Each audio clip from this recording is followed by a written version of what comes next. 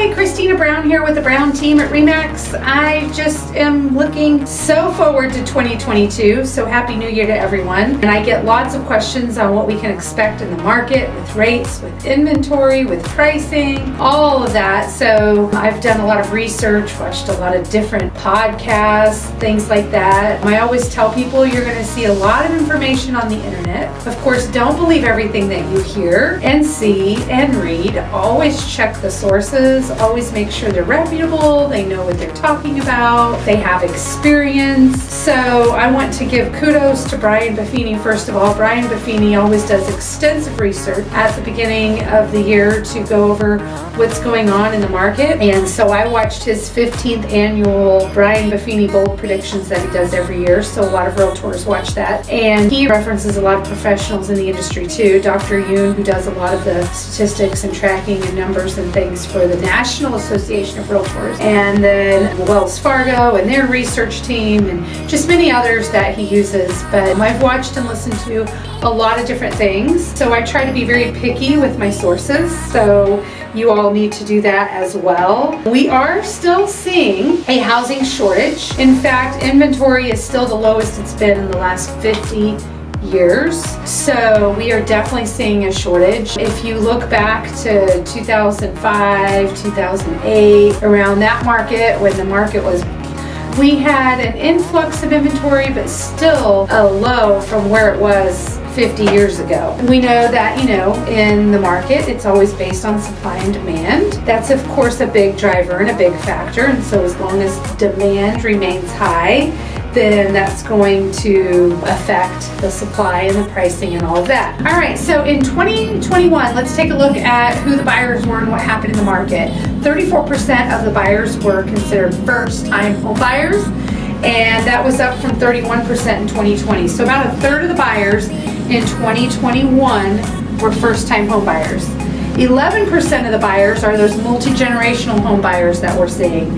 We're seeing a lot more families want to take care of their aging parents, and so we see them joining forces, and sometimes not just 2 generations, sometimes 3 generations, or multiple families pulling together, which I think, some of that more maybe we're seeing too because of what's happening with, maybe people that have lost their jobs and so forth. But also, of course, the skyrocketing expenses of taking care of your aging parents. It's crazy ridiculous. New construction was 15% of the buyers in 2021. So new construction has been lagging for years. We had, the market fallout in, let's say, 2008.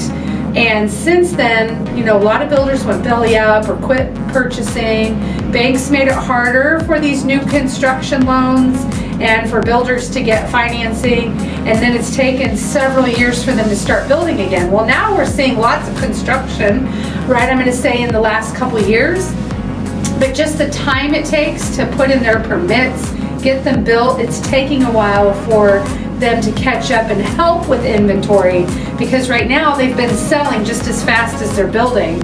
And so I think we're going to see that inventory of new construction finally now start to catch up with the market and maybe help a little bit in 2022 with the inventory shortage. So that's something that I've read a lot about. We saw in 2021 that 100% of the buyers typically pay at least full price. So 100%, wow, on average, basically, everybody is paying at least full price, or at least they did in 2021. 29% of buyers who purchased homes in 2021 had to go over full price. I definitely saw that in our business. Most buyers saw 8 homes, and it took them 8 weeks before they finally found the one. And again, 8 homes in 8 weeks, that's dragging it out, but that's because of inventory.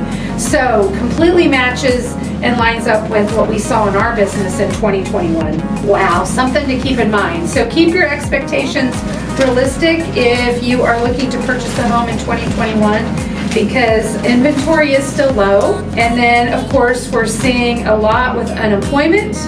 If you look at the unemployment numbers that are posted, they look almost normal, but you have to remember unemployment is based on those people who are actively seeking for employment and looking for jobs. Well, those numbers are actually down, the number of people on unemployment, because there's a lot of people who have left the job market and have not returned. So there's actually a lot of openings everywhere you go. You all are seeing it too, I'm sure, in restaurants and service places. They can't get enough staff or help to save their life and to keep their businesses running. So job openings are still sky high. There are still many people that need to get back to work, and hopefully we'll see more of that in 2022. But we're seeing a lot of inflation, and I think the lack in job force is part of a contributing factor to that, because if there's less people working and demand is so high but supply is low because people can't keep up with what's needed, right? That's part of the effect of inflation. We are still seeing home prices surge, let me just say that, right? They have surged for the last 2 years straight. You all have seen it. What you've read in the news and heard about the market has been absolutely true these last 2 years. We're seeing buyers get creative, and I still suggest, if you're allowed to do this for the homes you're pursuing, use those personal letters, use those escalation clauses, get your lenders involved, definitely make sure you have your pre-approvals squared away, all of that, right? Because it is still going to be somewhat competitive. However, I think with these rising prices, that's going to have an effect on the market, especially those first-time home buyers. Now you mix with that, let me add on that, interest rates. So interest rates are definitely predicted to increase a little bit in 2022. That is going to affect buyers' buying power. We always see that affect first-time home buyers first, because you're going to get less house for the money. Or let's say you're looking at a $200,000 house at a 3% interest rate versus a 3.75 interest rate. It's going to affect what your monthly payment is. So people might start off the year saying, ooh, I can afford $200,000. Then those same buyers might in 6-9 months say, oh, because of what my payment is, let me back that down to 175 or 180. So that's how we see that affect the market. So I think that's going to help slow down some of the sales and maybe slow down some of the prices. But I still think it's going to be a hot spring and summer market. I don't think we're going to see a huge effect on prices till probably fall later in the year. That's just kind of my thought on that based on all the information that I've read, listened to. And so because of the rising interest rates and the inflation prices, I think we're going to see it be a little tougher for those first-time home buyers.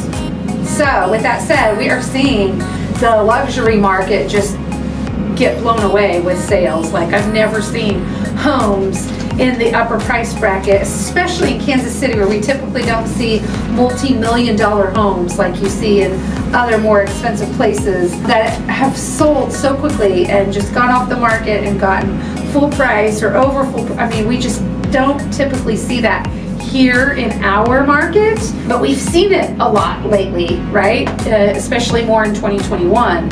I think we're still going to see that in 2022, because I think we're going to see the lower market affected first, and it will eventually trickle to the other types of buyers or sellers. Like, it'll start with the first-time home buyers, then we'll start to see it affect the move-up buyers and so forth. So I don't think we'll see a huge effect on the luxury high-end market this year so much. Maybe start to see a little effect in the move-up market after we see its effect on first-time home buyers. Still seeing a fast market in 2022. I think things will still move. I just think we might still see more buyers on the sidelines if they're first-time home buyers.